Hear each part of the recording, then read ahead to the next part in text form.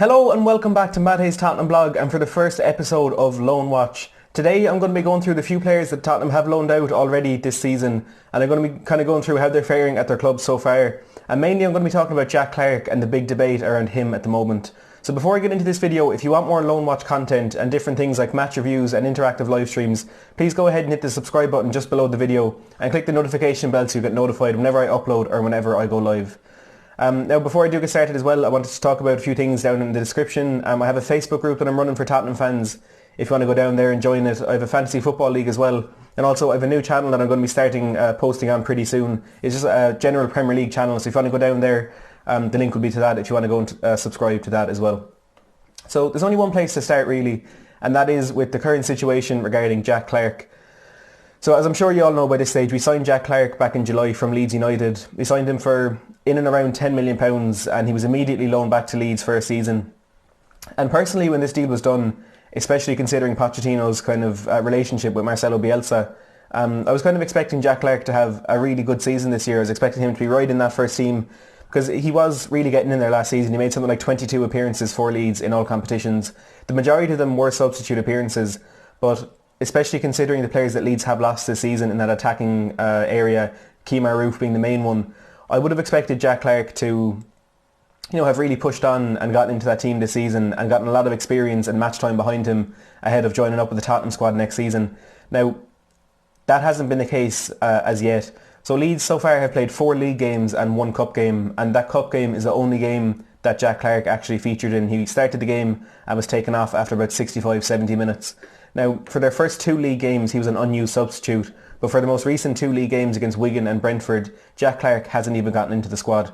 And understandably, that has caused a lot of frustration around the Tottenham fan base, and it does seem quite bizarre that Tottenham would loan him back to Leeds without any sort of kind of guarantee that he would be getting first team football.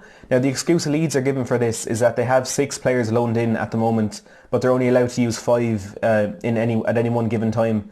And I think that's a pretty weak excuse, to be honest, because of the players that they've loaned in, Jack Clarke is the one of the, I think, 3 who have actually been at the club before. Another one is Jack Harrison, who they've loaned in from Manchester City. Now, looking at the area that Jack Clarke does play, to be fair, they do have a bit of strength in that area. They have Helder Costa, who they've just brought in from Wolves. Pablo Hernandez, probably one of their better players. Jack Harrison as well from Leeds. They've Jamie Shackleton, and their strikers Tyler Roberts and Eddie Nketiah can also play in those positions. So it is definitely a really flooded area of their team. But I think it's really strange that they're not giving Jack Clarke that first team game time. Because last season when he was getting in that squad, the Leeds fans absolutely loved him. And I know it's not the same when he's only there on loan and they know he'll be going to Tottenham next summer. But I think it's really strange that this is happening. And from Marcelo Bielsa's point of view as well, he seems to be a very loyal manager, and he puts a lot of faith in youth, which is why they do have a lot of players loaned in. But I personally can't see why Jack Clarke isn't getting into that squad. Now, the Leeds fans, after he did play against Salford in the EFL Cup, they were really disappointed with his performance. And even though it was only a 70-minute game when he hadn't played first-team football in like 4 or 5 months, they were getting straight on top and giving out, saying it was a lacklustre performance. He didn't really seem to care. He already has his mind on Tottenham in the future, which I absolutely don't think is the case. I think he knows that this season he would have to prove himself at Leeds if he wanted to get straight into that Tottenham squad next season, because there is still that possibility for him to be loaned out again next year. But I just think it's really bizarre at the moment that he isn't getting in that Leeds team.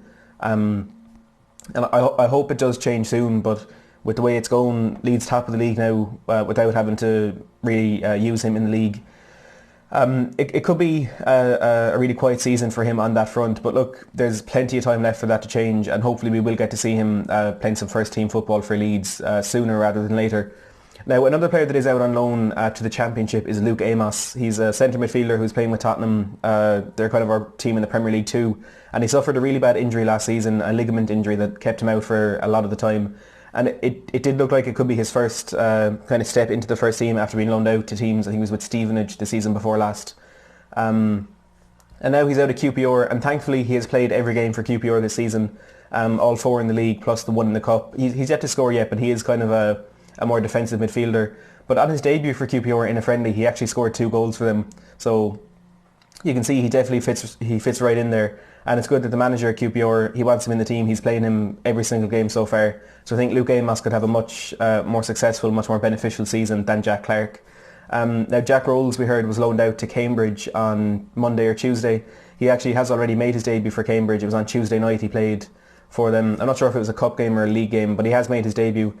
And from what I've heard from the Cambridge point of view, they were absolutely delighted with his performance. They put up a post on Twitter and said, added Spurs official and said, "Is Jack Rolls really a wizard?"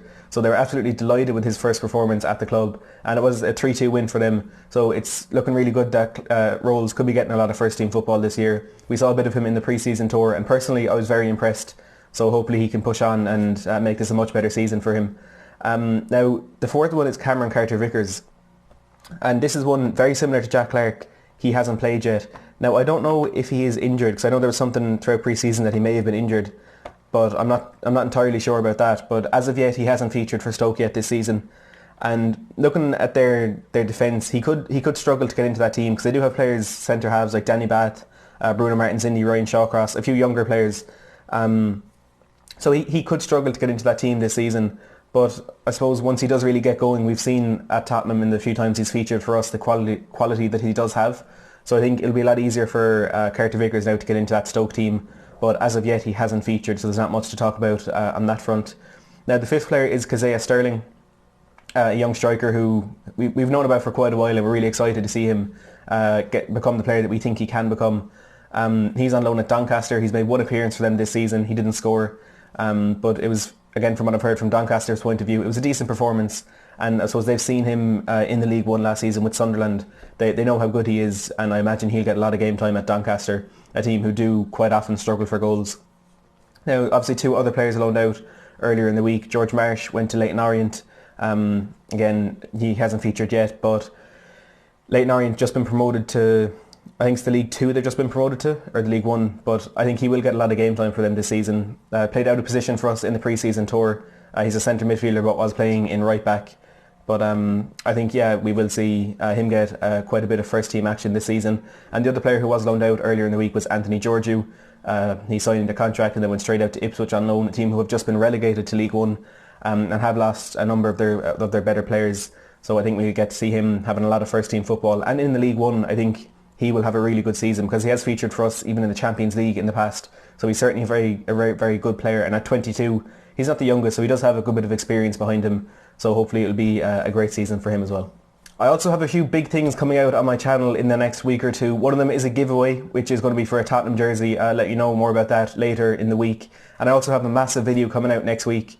I've 6 different Tottenham YouTubers already agreed to take part in it. I have the first 3 written out in my community tab if you want to go and check that out. And I'll be letting you know who the other 3 are very, very soon.